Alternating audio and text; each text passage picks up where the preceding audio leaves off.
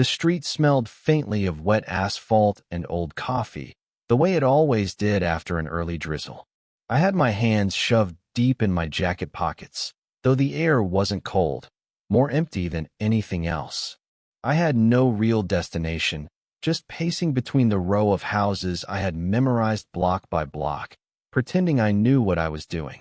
That's when I saw her, leaning against the doorway of 23B, the neighbor I'd never really spoken to except in passing glances and awkward waves. She was mid-40s, or maybe just early 40s. Somehow that distinction mattered. Her hair was pulled back in a loose knot, a strand brushing her temple, and her eyes had that quiet sharpness that made you feel like she noticed everything but never judged. "Hey," she said, her voice calm enough that it almost sounded like part of the drizzle itself. Hey," I said, shoving my hands further into my pockets. I hated when my voice went high like that. She tilted her head, scanning me the way a librarian might scan a book before checking it out. "You shouldn't be out here alone, come in." Her words landed like a soft knock in the chest. Not commanding, not teasing, just noticing. And for a second I hesitated, thinking about all the mundane reasons to refuse. It's late. It's awkward. It's not that kind of invitation. But then I noticed her hand resting on the doorframe, fingers brushing the wood absent-mindedly, and the tiny smile tugging at the corner of her mouth. And it was easier to step forward than step back. Inside, her apartment smelled faintly of cinnamon and laundry detergent. She gestured toward the kitchen table stacked with unopened mail. I leaned against the counter, hands gripping the edge because I didn't know where else to put them. "You always order black coffee, right?" she said, pulling a mug from the cupboard like she had memorized the exact shape of my usual routine. I nodded, and for the first time that week, I didn't feel invisible. I watched her pour the steaming water into the mug, her movements deliberate but easy, and my eyes flicked toward her hands. There was something in the way she held a simple object, like a ritual I didn't fully understand, that made the room feel less empty. We didn't speak much, or at least not in sentences that needed to be said. She hummed softly to herself while stirring sugar into her own cup. I kept my gaze mostly on the floor, occasionally glancing up, catching her look, and quickly dropping my eyes again. Every pause stretched longer than it should. Every small movement weighted with something I didn't have a word for. At one point, I unfolded a napkin she had left on the counter, twisting it between my fingers. She caught me. "Don't do that," she said, not sharply, just softly, as if she were noticing a habit she found odd but harmless. I smiled faintly, the kind of smile you don't show anyone else. Time passed, though it felt like no time at all. I wanted to say something, anything, but the words tangled in my throat. The quiet between us carried more meaning than I could manage. When I finally stood, heading toward the door, she said, almost casually, "Don't forget to lock your bike." I nodded, paused. "Thanks." And just before I stepped into the drizzle again, my phone buzzed. A new message, her number, a single line, no explanation. "Come by tomorrow if you feel like it." I froze, hand on the doorknob, heart quietly jumping. Something about that ordinary, unspectacular invitation made the empty street outside feel suddenly different, less lonely, maybe, or maybe just charged. I turned back toward her apartment, hesitated, and then walked away with that strange mixture of hope and caution clinging to me. The next afternoon, I found myself outside her door again, partly because of curiosity, partly because I didn't have a better excuse to be anywhere. She opened immediately, as if she had expected me, and gestured me in. "Tea?" she asked. She didn't wait for an answer, already moving to the kettle. The apartment smelled faintly of vanilla and old books.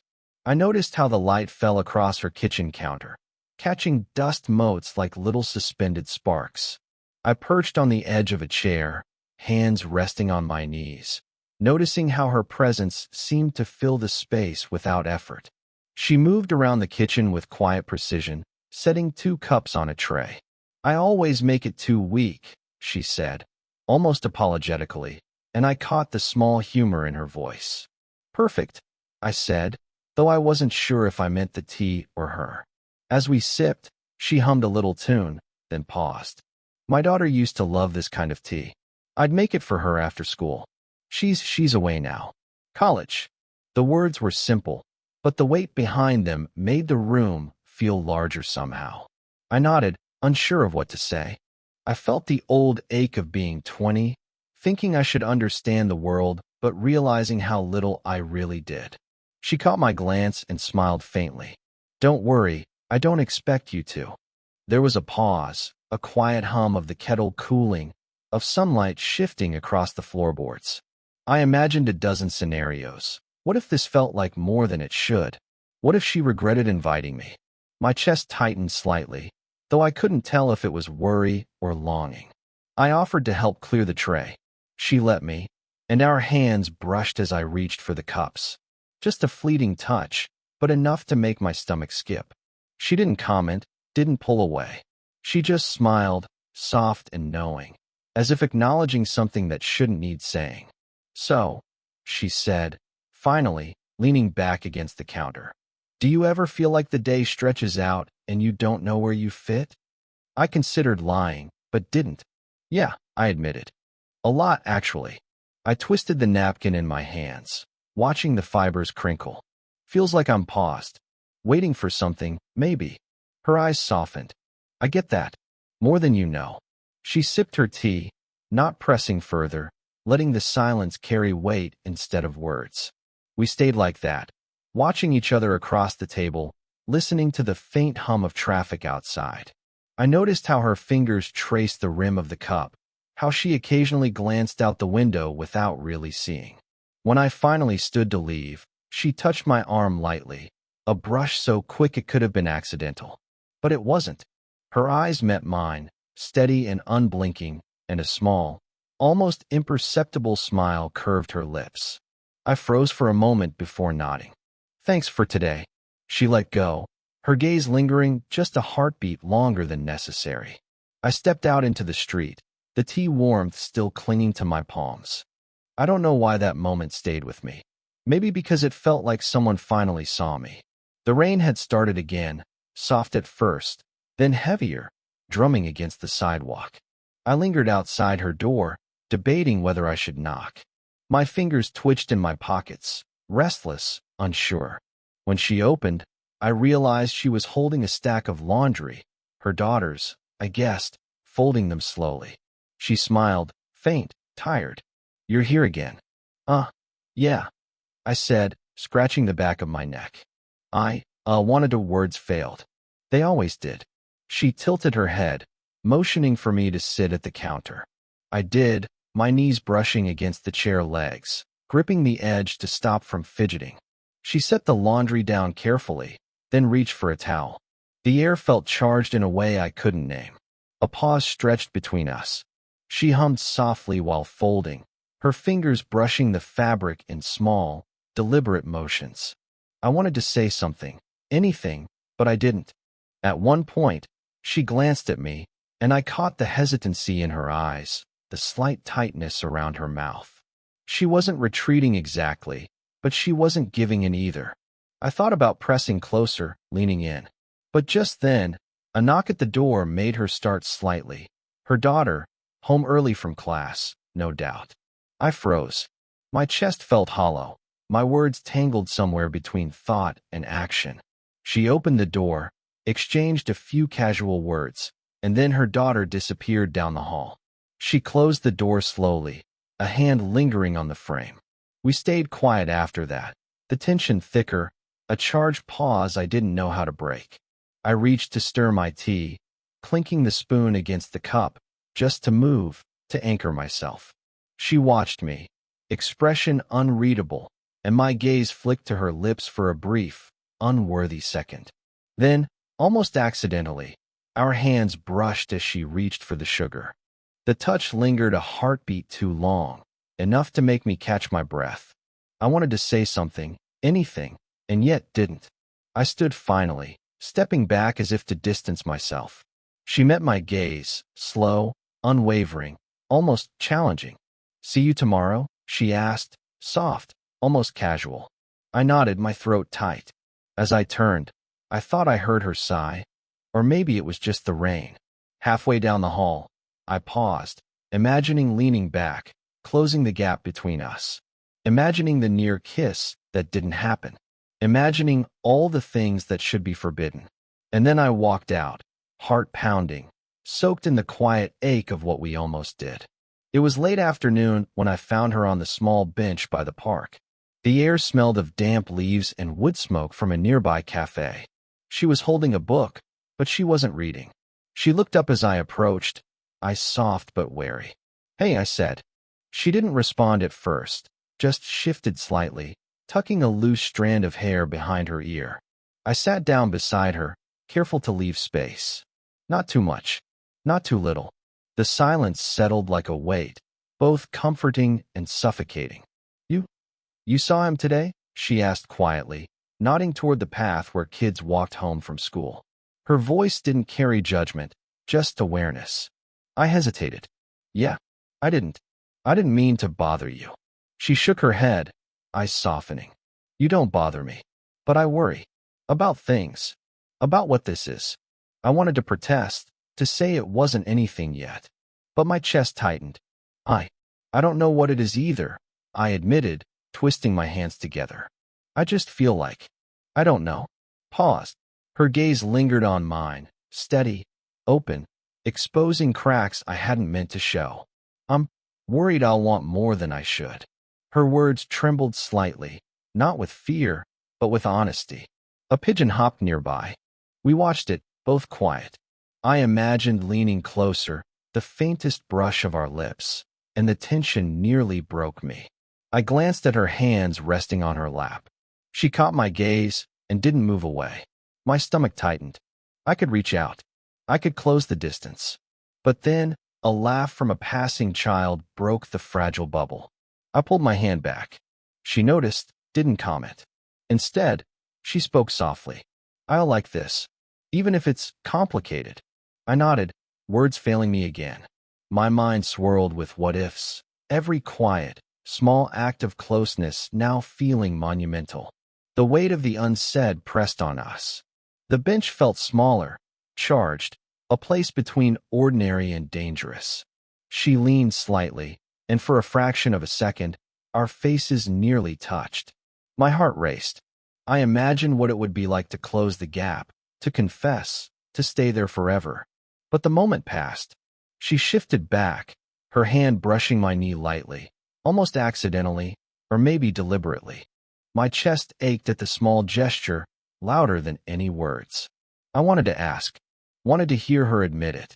But instead, I sat there, frozen, and thought, does she feel it too, or am I alone in this? The park was empty, except for a few scattered benches and the faint rustle of leaves. I walked beside her slowly, the damp earth pressing softly beneath our shoes. The air smelled of rain and something faintly sweet, like the candle she always lit in her apartment. She kept her hands tucked into her coat pockets, shoulders slightly hunched, and I noticed the subtle tension in her jaw. I didn't speak right away. The quiet stretched, heavy but not uncomfortable, like a pause holding its breath. "I saw you with him earlier," she said finally, her voice low, almost too calm. Her words weren't accusatory, but the tightness in them made my stomach twist. "Oh," I murmured. "Yeah, just passing by." We walked a few more steps in silence. I felt my pulse in my temples, felt the small, constant hum of my own thoughts. I wanted to reach out, to take her hand, but something restrained me. Fear, maybe, or respect, or both. I don't know why this feels so hard," she said, her voice trembling just a little. I'm not supposed to feel this way." I glanced at her, her eyes downcast, then back at the path ahead. I feel it too," I admitted quietly. My voice sounded smaller than I expected, fragile. Like I'm losing something before I even have it. She stopped walking and turned toward me. Her coat brushed mine. Her eyes searched mine, not demanding, just needing. "Do you ever feel guilty for wanting something you shouldn't?" I swallowed hard. "Yes, every day. And yet here I was, standing beside her, heart hammering like it was the only thing keeping me awake. Yeah, I said, almost whispering. Every single day. The quiet between us stretched again. I wanted to confess everything, to say how much I had imagined her in moments no one else would know. But I didn't. I didn't because words could ruin it. Words could make it too real, too fast. She reached out, just a fraction, the tips of her fingers brushing mine as if by accident. My chest tightened. I wanted to grab her hand, pull her closer, tell her it didn't matter what anyone thought. But I didn't. I just let my fingers hover near hers, feeling the warmth, the hesitation, the tension that had been building for weeks. Her lips parted slightly, like she wanted to say something she couldn't. I noticed her pulse at her temple, the way her breath hitched in the quiet. And then she pulled back just a fraction, eyes glinting with something I couldn't name. Fear, longing, restraint. I wanted to ask, do you feel it too? Or am I alone in this? But instead, I swallowed, let the silence grow, and walked beside her, aware that something had shifted between us.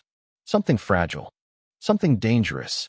And the question hung there, unspoken, like a thread waiting to snap. I walked past her apartment more times than I could count that week, half expecting the door to swing open like it always had. But it didn't. She wasn't there. Not when I stopped to check the mailbox. Not when I lingered by the window, not even when I imagined her moving through the kitchen, humming to herself. The phone buzzed once. I grabbed it, thinking maybe she'd texted, but it was just a notification about something trivial. No message from her. I stared at the screen longer than I should, thumb hovering over the empty chat, imagining what it would feel like to type something and hit send. But I didn't. I remembered her fingers brushing mine on the bench last week, the way her eyes had searched mine for a hint I couldn't give. And yet, here I was, standing on the sidewalk, feeling her absence like a presence. I tried to fill the gap with routines. Coffee at the usual shop, walking past the park bench where we'd almost kissed, even folding my napkin at lunch the way she once noticed I did. It didn't help. My chest felt hollow, like I'd been holding my breath and finally exhaled into a space she had vacated. Then, unexpectedly, she appeared in the stairwell. I froze. She looked tired, distracted, almost guarded. She smiled faintly, too quickly, and moved past me without pause. I wanted to call her back, to ask where she'd been, but my voice stuck somewhere between my teeth and the ground. Later, I caught a glimpse of something that didn't belong. A photo, half hidden behind a stack of papers, a younger man smiling with her. Not her daughter. Not a casual friend. My stomach tightened, twisting in ways I didn't have words for. I didn't confront her. Didn't ask. Didn't text. Instead, I imagined all the things it could mean, each more confusing than the last. Emotional whiplash. A glance at the empty chair in her kitchen. A cup left half full on the counter. I remembered how she once said she didn't want to feel guilty for wanting something she shouldn't. I wondered if that had been the truth, or if her pause had been longer than mine, a boundary I wasn't meant to cross. Days passed. I left small notes by her door once, each unread, each abandoned. My phone buzzed with other messages, from other people, but none of them mattered. None of them were her. One evening, I walked past her window again. She was inside, curtains drawn, sipping tea. But she didn't see me, didn't notice me lingering. I turned and walked away, the quiet street swallowing me. I didn't feel heartbroken. I felt paused, like life forgot to finish the sentence. I stopped halfway down the block, staring at the door I hadn't knocked on, the bench I hadn't sat on, the space that was hers and wasn't. My hand twitched, almost reaching, then fell. And I kept walking, knowing she was there, but pretending she wasn't. That I found her in the kitchen, the soft hum of the kettle filling the small apartment. Light from the window traced lines across the counter, catching the dust motes like tiny sparks. She glanced up as I stepped in, expression cautious, unreadable. "Hey," I said, voice rougher than I expected. My hands itched to gesture, to reach for her, but I kept them at my sides. "Hi," she replied, tucking a loose strand of hair behind her ear. She didn't offer a chair, didn't invite me closer, but she didn't move away either. That hesitation, that small gap between us, carried more weight than any declaration could. I took a deep breath. This was the moment, the one I'd imagined 100 times. But imagining it was different from standing here, knowing that saying the wrong thing could undo everything, or that silence could. I've been thinking about last week. I began, almost choking on the words. About the bench and everything that felt like almost something. Her hand stilled, holding the mug too tightly. She didn't look at me, just down at the counter. I've been thinking too, she admitted, quiet, deliberate, about what it would mean if I let myself feel it, even a little. The apartment was silent except for the faint whistle of the kettle. I wanted to reach for her hand, to close the gap, but I waited. Because waiting was part of it, the cost of vulnerability. I stepped a little closer. She didn't move. She didn't step back. I don't know if it's right, I said, or if it's possible, but I know that I notice you. A lot. More than I should. Her lips curved just slightly, a half smile, fragile and real. I notice you too, she whispered, barely audible, as if saying it louder might break something delicate between us. I swallowed. There it was, the acknowledgement we'd both been circling for weeks. Nothing loud, nothing grand, just a quiet, shared understanding that neither of us had to explain fully to know it was true. She lifted her hand slightly. I took it. Not deliberately, not with flourish, just gently. Our fingers met. That simple connection carried every hesitation, every longing, every fear that had been between us. I'm okay with this, she said softly. Not with words of romance. Not with promises, just a quiet permission. I nodded. Okay, I said, and the word felt like enough. We didn't rush, didn't speak more, just stood there, hands touching, breathing together in the ordinary light, letting the pause stretch into something comforting instead of painful. For once, the silence wasn't heavy. It was full of recognition, of risk, of something real. And for that moment, that small, quiet moment, it felt like nothing else in the world existed except that kitchen, that light, and the brush of her hand against mine. Weeks had passed, though it didn't feel like a measured time. Some mornings I woke before 8:47, making coffee the way she had taught me, black, just a touch of warmth. Other mornings, I lingered on the bench in the park, thinking about how she had once stopped me from leaning too close, and how that small restraint had meant more than any words. She had her routines too. Tea at the same hour, glances out the window when the sky shifted just so, her fingers tracing the rim of the cup like a ritual I now recognized without asking. I'd catch her sometimes, watching from the doorway, and for a moment, the ordinary became extraordinary. It wasn't dramatic. There were no grand confessions, no cinematic gestures. Just small signals, tiny acknowledgments, her hand brushing mine over the counter, a text that didn't need explanation, the way she laughed quietly when I made the same mistake folding napkins over and over. One afternoon, I found her on that same park bench, the one where we'd almost crossed the line weeks ago. She looked up, smiled faintly, and patted the seat beside her. I sat down. Coffee? I asked, holding up the thermos. She shook her head, sipping her tea instead, eyes soft and knowing. I like yours better anyway, she said. And for once, I didn't think about the gap in age, the questions we hadn't answered, or the moments left unsaid. I just sat, feeling her there, feeling the quiet warmth of her presence. We didn't need to speak. Words had carried us this far, but now it was the silences that mattered. The shared understanding that life didn't need to be perfect to be enough. I remembered that first day she had told me not to be out alone, inviting me in. I remembered the bench, the near confessions, the moments I'd almost leaned in and the times I had pulled back.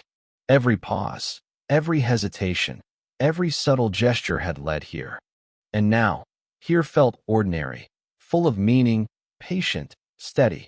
She glanced at the thermos again, then at me, a flicker of something.